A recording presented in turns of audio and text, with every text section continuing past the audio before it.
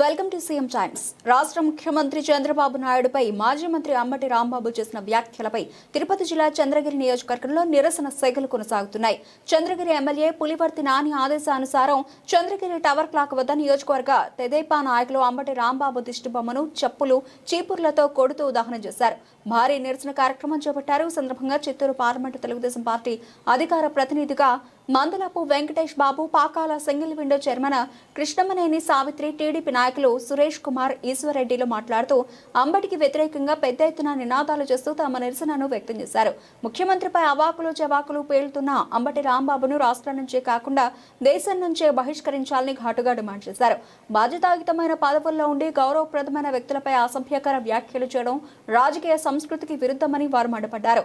ఇలాంటి వ్యాఖ్యలు చేయడం అంబటి అహంకారానికి నిదర్శనమని ఆగ్రహం వ్యక్తం చేశారు.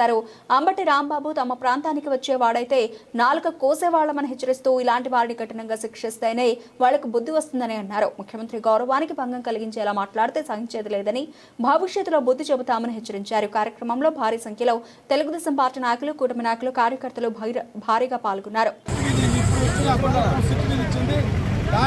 దానిపైన ఈ అరగంట రాంబాబు వచ్చి అవాకులు చవాకులు వెళ్తూ అతను ఒక వీధి రౌడీలాగా ఈ రాష్ట్రాన్ని పట్టిన కుంపటి అతను వచ్చి 3 సంవత్సరాలు ప్రతిపక్ష నాయకుడిగా, 4 సంవత్సరాలు ఈ రాష్ట్ర ముఖ్యమంత్రిగా సీనియర్ 4 పర్యాయాలు సీనియర్గా ఉన్నటువంటి రాష్ట్ర ముఖ్యమంత్రి, రాష్ట్రంలో కాదు దేశానికే పెద్ద దిక్కు చంద్రబాబు నాయుడు గారు.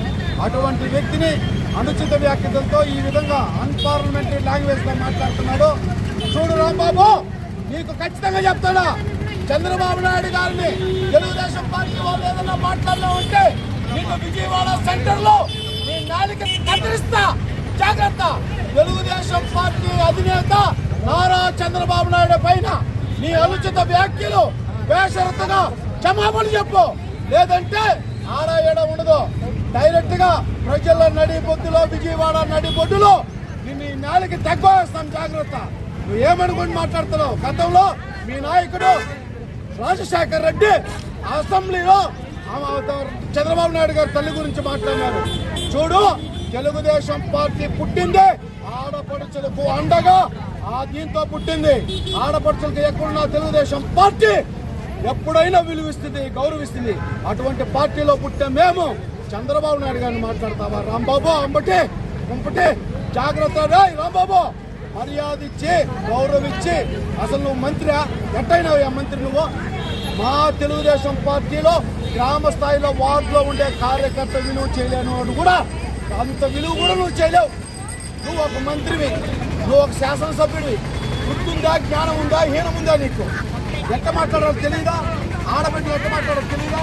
ఒక రాష్ట్ర ముఖ్యమంత్రి ఈ రాష్ట్రానికి పెద్ద దిక్కు, ఐటీ రంగాన్ని, రైతు రంగాన్ని, పారిశ్రామిక రంగాన్ని, అమరావతిని అన్ని విధాలుగా అభివృద్ధి చేసే వ్యక్తి.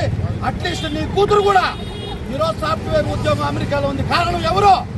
చంద్రబాబు నాయుడు గారు. అంబటి రాంబాబు, నీ బిడ్డలు కూడా ఈరోజు అమెరికా, నీ అల్లుళ్ళు కూడా అమెరికాలో ఉంటారంటే దానికి కారణం ఆనాడు చంద్రబాబు నాయుడు గారు తీసుకొచ్చిన ఐటీ విధానం. అటువంటి వ్యక్తిలో నువ్వు మాట్లాడేది బేషరతుగా క్షమాపణ చెప్పు, లేదంటే నీ నాలుగు తగ్గొస్తాం. జై తెలుగుదేశం, జై చంద్రబాబు నాయుడు గారు, జై లోకేష్ బాబు గారు, జై పులివర్తి నారాయణ గారు. అంబటి రాంబాబు గారు ఈరోజు మన గౌరవ ముఖ్యమంత్రి చంద్రబాబు నాయుడు గురించి అసభ్య వ్యాఖ్యలు చేసినందుకు మేమందరూ కూడా మహిళలు, చంద్రగిరి నియోజకవర్గ మహిళలందరూ కూడా ఇక్కడ నిరసన కార్యక్రమం చేపట్టాము. అంబటి రాంబాబుకి ఒకటే వార్నింగ్ చెప్తాన్నాము, అందరూ తెలుగు మహిళలందరూ ఉన్నాము, వారిని మంచిగా అదైతే వదలము. అందరూ కూడా మహిళలంతా ఒకసారి ముందుకు రమ్మని చెప్పండి, రోడ్లకు రమ్మని చెప్పండి. అంబటి రాంబాబు కథ ఏంటో మహిళలు జుట్టుబట్టి లాగెత్తుకుని వచ్చేస్తారు. గౌరవనీయులైన ముఖ్యమంత్రి చంద్రబాబు నాయుడు గారు 75 ఏళ్ల వయసులో కూడా అందరి కోసం కష్టపడుతుంటే అలాంటి ఆంబోతు రాంబాబు ఇలాంటి వ్యాఖ్యలు చేయడము మంచి పద్ధతి కాదు. వాడికి మహిళలు, తెలుగు మహిళలందరూ వార్నింగ్ ఇస్తున్నాము. ఇంకొకసారి మన గౌరవ చంద్రబాబు నాయుడు గురించి అన్న మాట్లాడితే మాత్రము మర్యాదగా ఉండదు. మహిళల జుట్టు పట్టుకొని వచ్చి తెలుగు మహిళలు ఇల్లు వేసి కొట్టుకున్న బామని చెప్పి మర్యాదగా చెప్తా ఉన్నాము. నా కొడుకుని ఇంకా అందరూ కూడా మహిళలందరూ కూడా చాలా ఖండించి, వాళ్ళ ఇంట్లో మహిళలు ఉన్నారు, వాళ్ళ అమ్మాయిలను అడగండి, వాళ్ళ భార్యను అడగండి, వాళ్ళ కూతుర్లను అడగండి, పెద్ద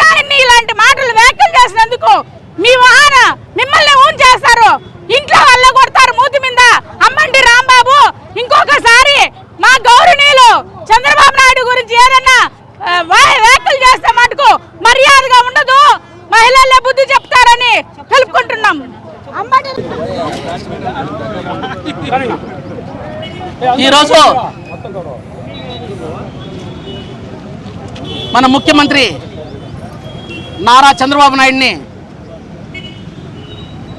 2 సార్లు ఎమ్మెల్యేగా గెలిచి మరి అదేవిధంగా మాజీ మంత్రి పదవి వెలగబెట్టిన అంబటి రాంబాబు ఉచ్ఛ్వాస నిశ్వాసాలను మరిచిపోయి సంస్కారం లేకుండా ఎవరైనా సరే వైసీపీలోనే ఈ బూత్ సంస్కృతి అలవాటు అయిపోయింది. మరి చంద్రబాబును ఉద్దేశించి పరుస వ్యాఖ్యలు పలకడం చాలా సిగ్గుచేటు నీతిహేయమైన చర్య. ఎందుకంటే రాష్ట్రమంతా ఈరోజు ప్రతి ఒక్కరు తెలుగుదేశం పార్టీ కార్యకర్త ఈదుల్లోకి వచ్చి ఆగ్రహావేశాలు వ్యక్తపరుస్తున్నారు. ఎందుకంటే ఒక పరిపాలనాధ్యక్షుడు ముఖ్యమంత్రి మీద ఇంత అమర్యాదకరంగా మాట్లాడిన భాష ఎటువంటిది అంటే అసలు నీచలు కూడా ఉపయోగించారు. అటువంటి సంస్కారహీనంగా భూత పదాలతో మాట్లాడడం అనేది మంచి పద్ధతి కాదు.